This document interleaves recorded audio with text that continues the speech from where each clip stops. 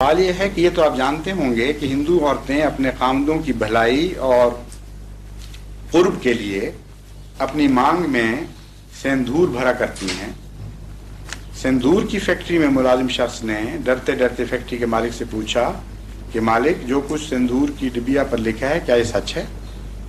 مالک نے معاملے کی نزاکت کو بھانپ لیا اور ہنس کر کہا کہ سندور کا علم میرے پتا جی کو بھگوان نے سپنے میں دیا تھا، میں تو انہی کا شروع کیا ہوا کام چلا رہا ہوں۔ کیا آپ یہ بتانا گوارا کریں گے کہ مرزا صاحب واقعی نبی تھے یا ان کو بھی نبی ہونے کا سپنا ہی آیا تھا؟ کیا آپ کا ضمیر اس معاملے میں مطمئن ہے کہ آپ جو کام مرزا غلام احمد نے شروع کیا تھا وہ کر رہے ہیں؟ اعجاز احمد صاحب جنجوا۔ انہوں نے بڑے لمبے سندور کے واسطے سے آخر بات کھولی ہے۔ قرآن کریم فرماتا ہے یا ایھا الذین آمنوا اتقوا اللہ قولوا قولا سدیدا یصلح لکم اعمالکم، کہ اے مومنو جو ایمان لائے، وہ لوگوں جو ایمان لائے تقوی اختیار کرو اور سیدھی بات کیا کرو۔ سیدھی بات سے اصلاح اعمال ہوتی ہے۔ سیدھا سوال یہ تھا کہ حضرت مسیح موعود علیہ الصلوۃ والسلام کو اگر میں نبی سمجھتا ہوں تو واقعی سمجھتا ہوں، اور اگر سمجھتا ہوں تو کن معنوں میں سمجھتا ہوں، اور کیا جو میں کام کر رہا ہوں مجھے ایمان ہے کہ واقعی اندر یہ درست ہے؟ اس کا جواب یہ ہے کہ میں حضرت مسیح موعود علیہ الصلوۃ والسلام کو بالکل ان معنوں میں نبی سمجھتا ہوں جن معنوں میں حضرت صلی اللہ علیہ وآلہ وسلم نے آنے والے مسیح کے لیے لفظ نبی اللہ استعمال فرمایا۔ ایک جواب میرا غور سے سن لیجئے، میں بین ہی ان معنوں میں نبی سمجھتا ہوں جن معنوں میں حضرت اقدس محمد مصطفیٰ صلی اللہ علیہ وآلہ وسلم نے، جن پر آیت خاتم النبیین نازل ہوئی تھی، آنے والے مسیح کے متعلق، گزرے ہوئے کے متعلق نہیں، آنے والے مسیح کے متعلق لفظ نبی اللہ استعمال فرمایا، اور ایک مسلم کی حدیث میں 4 مرتبہ یہ لفظ آپ نے استعمال فرمایا۔ میں ان معنوں میں آپ کو نبی سمجھتا ہوں جن معنوں میں امام مہدی کا مفہوم قرآن کریم میں ملتا ہے، اور جن معنوں میں امام مہدی کی پیشگوئی حضرت صلی اللہ علیہ وسلم نے بیان فرمائی ہے۔ امام مہدی کا اگر مقام حضور اکرم کے تابع نبی کا نہیں تھا تو حضرت مرزا صاحب کا بھی ہرگز وہ مقام نہیں تھا، لیکن اگر حضرت امام مہدی کا مقام امتی نبی کا مقام ہے، اور اگر مسیح محمدی کا مقام امتی نبی کا مقام ہے، تو حضرت مرزا صاحب کا مقام بھی امتی نبی ہی کا مقام ہے۔ یہ ناممکن ہے کہ ایک شخص مسیح ہونے کا دعویٰ کرے اور وہ سچا ہو اپنے دعوے میں، اور کہے کہ میں مسیح تو ہوں لیکن نبی نہیں، کیونکہ مسلم کی حدیث اس پر مخالفانہ گواہی دے گی کہ اے دعویٰ کرنے والے، تو مسیح کیسے ہو گیا؟ محمد رسول کریم صلی اللہ علیہ وآلہ وسلم جن پر آیت خاتم النبیین نازل ہوتی ہے، وہ تو مسیح کے سچا ہونے کی یہ علامت بیان فرماتے ہیں کہ وہ نبی اللہ ہوگا۔ اگر تو وہ مسیح ہے جو نبی اللہ نہیں تو جا جھوٹے، ہمیں اس سے کوئی واسطہ نہیں۔ پھر تو یہ جواب ہوگا۔ اگر کوئی شخص امام مہدی ہونے کا دعویٰ کرے اور ساتھ یہ دعویٰ بھی کرے کہ مجھے خدا نے بذریعہ وحی امام نہیں بنایا، میں خود بن گیا، تو آپ کو اس کے دعوے کی کوڑی کی بھی پرواہ ہوگی یا نہیں ہوگی؟ اپنے دل میں سوچیں، بجائے اس کے کہ دلچسپ بات بنانے کی خاطر احمدیت پر اعتراض کریں، پہلے اپنے عقیدے کو تو واضح کر لیں۔ آپ کے نزدیک امام مہدی کا کیا مقام ہے؟ میں جانتا ہوں، اور اگر آپ اپنے دلوں کو ٹٹولیں گے، اپنے علماء سے پوچھیں گے، تو اس نتیجے کے سوا آپ نکال ہی نہیں سکتے کہ امام مہدی امتی نبی کے سوا کچھ بھی نہیں ہو سکتا۔ اس میں وہ 2 شرطیں پائی جاتی ہیں جو ہر نبی کے لازمہ ہیں، جو نبی سے باہر مل ہی نہیں سکتی، اور آپ کا ایمان ہے کہ امام مہدی میں وہ 2 شرطیں پائی جاتی ہیں۔ نبی کی کیا شرط ہے؟ اللہ اس کو کھڑا کرے، اپنی وحی سے اس کو امام بنا دے زمانے کا، یہ پہلی شرط ہے نبوت کی۔ دوسری شرط یہ ہے کہ اس کے انکار کی اجازت نہیں دیتا خدا تعالیٰ، اس پر ایمان لانا ضروری قرار دیتا ہے۔ یہ دو شرطیں نبوت کے اندر قدر مشترک ہیں کہ نہیں، یہ بتائیے۔ اگر نہیں بتانا سوچ لیجئے اپنے دل میں۔ اب بتائیے امام مہدی ان دونوں شرطوں میں سے کس کے بغیر ہوگا؟ کیا امام مہدی اپنے خیال سے کھڑا ہو جائے گا؟ کیا امام مہدی کا قوم انتخاب کرے گا؟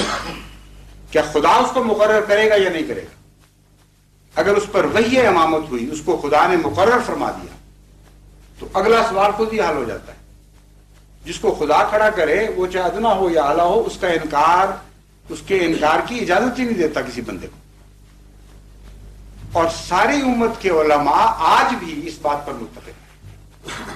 اب کسی فرقے کے عالم سے جا کر پوچھ لیجئے، وہ آپ کو بتائے گا کہ امام مہدی میں یہ دو شرطیں لازمی ہیں۔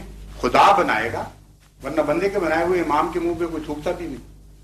خدا بنائے گا اور اس کی بیعت کرنا، اس کا قبول کرنا ضروری ہوگا امت کے لیے۔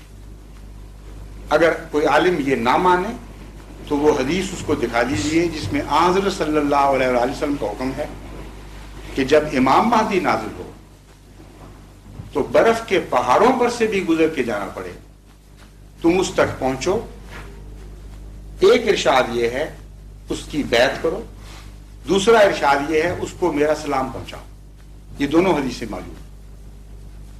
اب آپ بتائیے کہ جس کو محمد رسول کریم صلی اللہ علیہ وسلم فرماتے ہیں کہ جب امام مہدی ظاہر ہو تو برف کے تودوں پر سے بھی گھٹنوں کے بل جانا پڑے، تم نے جا کر اس کی بیعت کرنی ہے، کیا اس کا پر ایمان لانا ضروری ہے کہ نہیں؟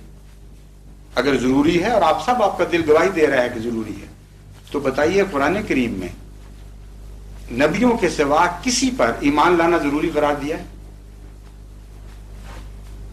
اللہ، رسول، ملائکہ، کتب، یوم آخرت اور نبی، اس کے سوا کسی انسٹیٹیوشن پر ایمان لانا ضروری قرار ہی نہیں دیا۔ اور امام مہدی پر ایمان لانے کی ضرورت پر سارے علماء متفق۔ تو کان کو آپ بائیں پیچھے سے پکڑ لیں یا دائیں طرف سے پکڑ لیں، بات کہنے کی ضرورت ہو یا نہ ہو، یہ الگ مسائل ہیں۔ تقویٰ کا تقاضا یہ ہے کہ اپنے عقیدے کو معلوم کریں کہ امام مہدی کے متعلق آپ کا کیا عقیدہ ہے۔ عقیدے کے لحاظ سے آپ اس میں نبوت مان رہے ہیں یا نہیں مان رہے، شریعت کے لحاظ سے نہیں۔ وہ ہمارا بھی یہی عقیدہ ہے کہ 100% شریعت محمد مصطفیٰ کا تابع اور غلام، 100% حضرت محمد رسول کریم صلی اللہ علیہ وسلم کے فرمان کا تابع اور غلام۔ یہ شرطیں آپ کے عقیدے میں، ہمارے میں، دونوں میں مشترک ہیں، اس میں اعتراض ہی نہیں ہو سکتا۔ لیکن امام مہدی کے متعلق جو جز آپ نے قائم کیے ہوئے ہیں وہ اجزائے نبوت ہیں۔ اس کا مزید ثبوت اگر آپ نے دیکھنا ہو تو قرآن کریم، میں نے عرض کیا تھا، قرآن کریم میں لفظ امام مہدی موجود ہے، اور جو اہل قرآن کہتے ہیں کہ یہ اصطلاح بعض کی بنی ہوئی ہے، ہم نہیں مانتے کہ رسول اللہ صلی اللہ علیہ وسلم نے فرمایا ہو، ان کے لیے افیکٹو جواب ہے یہ۔ قرآن کریم فرماتا ہے انبیاء کا ذکر کر کے، ایک جگہ سے زائد ڈسٹرب نہ کریں، قرآن کریم فرماتا ہے انبیاء کے نام لے لے کر وَجَعَلْنَاهُمْ أَئِمَّةً يَهْدُونَ بِأَمْرِنَا، یہ وہ سارے لوگ ہیں، نوح اور موسیٰ اور عیسیٰ اور ابراہیم، یہ سارے نام لے کے فرماتا ہے۔ ان کے متعلق دو چیزیں ہم نے کی۔ نمبر 1، جعلناہم ائمۃ۔ ائمۃ امام کی جمع ہے، امام کی جمع ائمہ ہے، ائمہ کرام کہتے ہیں جس طرح۔ تو ایک خدا نے یہ وضاحت کی کہ نبیوں کو ہم امام بناتے ہیں۔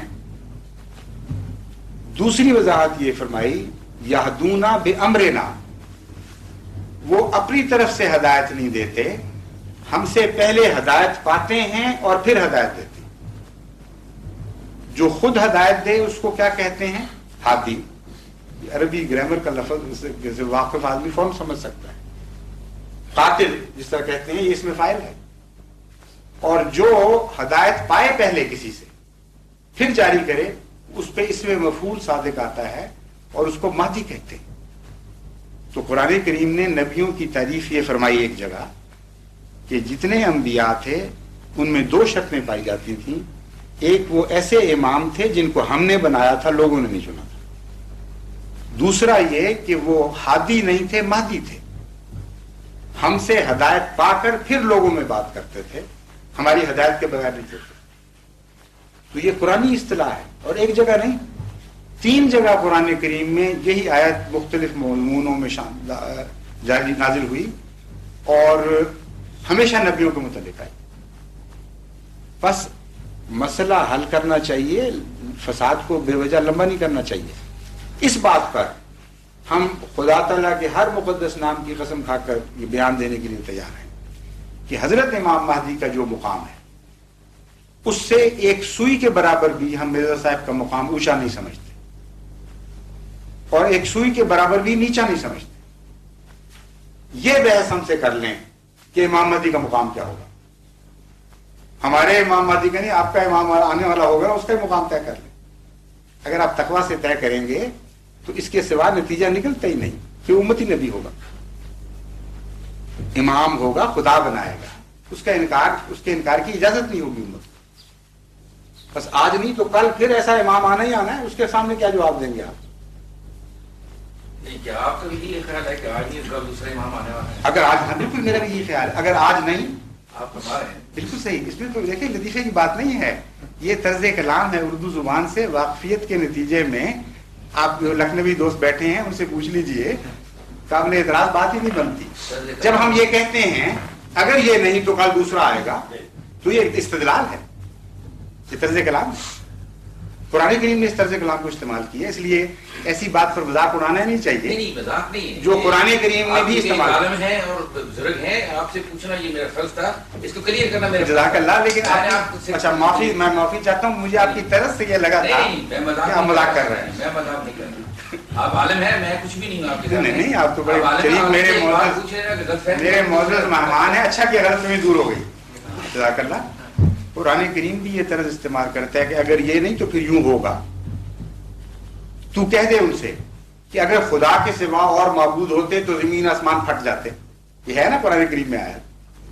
تو کوئی کہے کہ اچھا پھر خدا کے سوا معبودوں کا امکان مانتا ہے خدا تعالیٰ؟ ہرگز نہیں. طرز استدلال ہے کہ اگر یہ بات نہیں مانتے تو پھر یہ تو ہوگی. پھر اچھا جی، السلام علیکم.